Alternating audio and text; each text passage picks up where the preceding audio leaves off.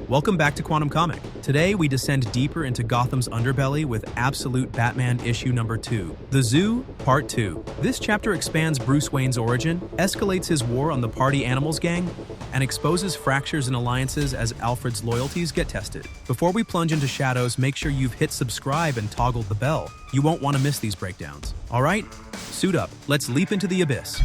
The issue opens with a visceral flashback. Young Bruce Wayne is trapped inside the zoo's bat enclosure, surrounded not by villains, but by creatures. His father lies dead, blocking the exit. The darkness presses in. The weight of that moment, the terror, it's etched into his psyche. Panels glow red, shadows loom. Bruce's small frame pressed against iron bars. The bats swirl overhead, screeching. He screams, but his voice is swallowed by the cage. This opening reminds us, Batman begins in fear, forged by loss. But also, he learned early that entrapment, literal and metaphorical, is how you define a hero. We return to Gotham weeks after the events of issue number 1. The Party Animals, led by the enigmatic Black Mask, escalate attacks across the city. Crime surges, citizens tremble. Bruce Wayne, in his day persona, works in relative calm, an engineer repairing infrastructure. But his dual life is never far beneath the surface. Meanwhile, Alfred Pennyworth, now operating covertly in Gotham, continues to observe and assist Batman from behind the scenes. He monitors crime scenes, intercepts intel, and gives Bruce distance-level support without open involvement. From Alfred's internal monologue, we hear bits of tension. He's torn between his handler's demands and his loyalty to Batman. One of the most vivid action sequences in this issue takes place at Gotham's aquarium. The Party Animals ambush him there. Bruce dons his suit and enters the glass-encased world of aquatic tanks, corridors of water, and vantage points above and below. He strikes swiftly, grappling hooks, his origami-style cape for movement, slinging enemies around. A few of the gang members surprise him. Knives jab at his back. He winces but doesn't falter. Then Bruce springs into a brutal trick. He tears up ceiling fixtures, ruptures glass, triggering surging water. He releases a chemical, concentrated acid vapor, into the aquatic atmosphere. It's calibrated to disable, burn, incapacitate, but not to kill. Victims cough, choke, fall. Bruce emerges, silhouette framed by shattered glass and cascading water. Throughout this fight, Alfred's voice overlays via comms.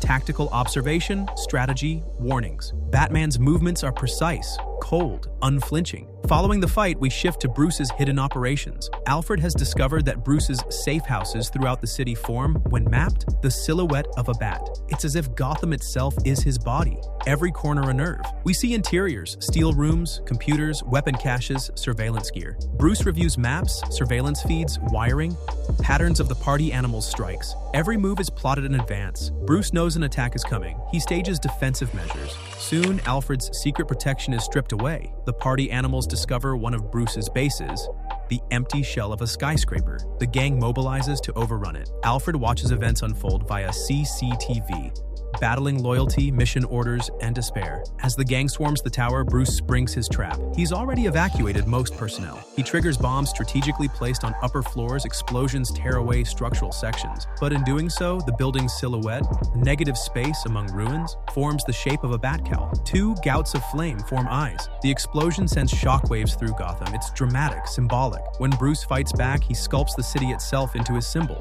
But it's not reckless. He planned for this outcome. It's a show.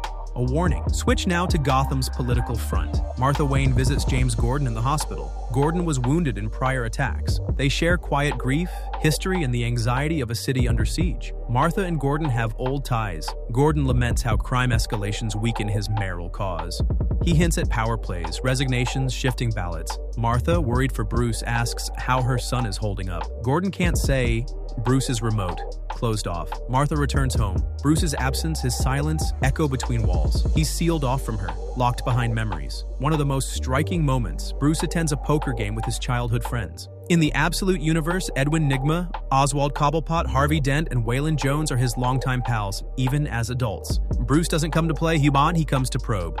He reveals a Party Animal's skull mask with hidden wiring. He asks Ed, the electronics whiz, to hack it. He asks Ozzy, a criminal, if he's noticed shifts in territory. He asks Harvey, in the DA's office, whether the Party Animals' attacks benefit political candidates. Harvey reveals that Hamilton Hill, a former mayoral candidate, has recently received a massive infusion of campaign funds from an unknown source, dubbed his Golden Chest. Bruce's eyes sharpen. This is his world now. Friend Night. politics, crime, wires. Bruce slips into Hill's campaign headquarters. He's unseen, ghost-like. He hacks into Hill's server, searching for corrupt data, connections to Arc-M, or evidence behind Hill's funding. Then the screen flickers. Roman Sionis, Black Mask, appears in live video. A threat and promise in one. He tells Bruce, "I'll give you anything if you leave me alive, if you can survive." The message is chilling, deliberate. Suddenly, the party animals and the GCPD breach the building simultaneously. Bruce spins, ready to fight, but he's not alone. Alfred appears inside. Bruce's voice is calm, clipped. "You have 30 seconds. Alfred counters. "That's enough time to leave." He urges Bruce to escape before the gunfire begins. Bruce casts a glance and his mind racing. He replies, "You're standing in it," pressing a hidden gas pedal beneath the floor. The building lurches, part of his plan activated. He nods to Alfred. They escape into darkness. Final reflections. The issue ends in ambiguity. Bruce slips into the night, leaving chaos behind. Sionis' threat lingers. The party animal's reach has grown. Alfred's choices weigh heavily. The friends Bruce once trusted may become suspects. We return to the Bat Enclosure flashback, mirrored now in Bruce's lone figure against Gotham's skyline. The fear returns, the memory returns, but so does the resolve. Batman's war is no longer reactive. He is on offense. Gotham may never be safe again, but he will never retreat. Quantum Judgment. Absolute Batman #2 is a bold expansion. It rewrites Bruce's origin, reshapes alliances, and reveals that in this world, friends may be foes and the city itself is his canvas. Bruce's strategy, harsh and theatrical, is terrifying, but so is his purpose. Alfred's conflict grows deeper. His mission, his loyalty, his morality and tension. Which scene moved you most? Batman's chemical gambit? Poker with foes? Or that explosive skyline reveal? Drop a comment and tell me. If you like this deep dive, smash that like, subscribe, and share with fellow Bat lovers. Next issue, we'll break down Absolute Batman #3, where stakes get darker. Until then, watch the shadows, question the mask.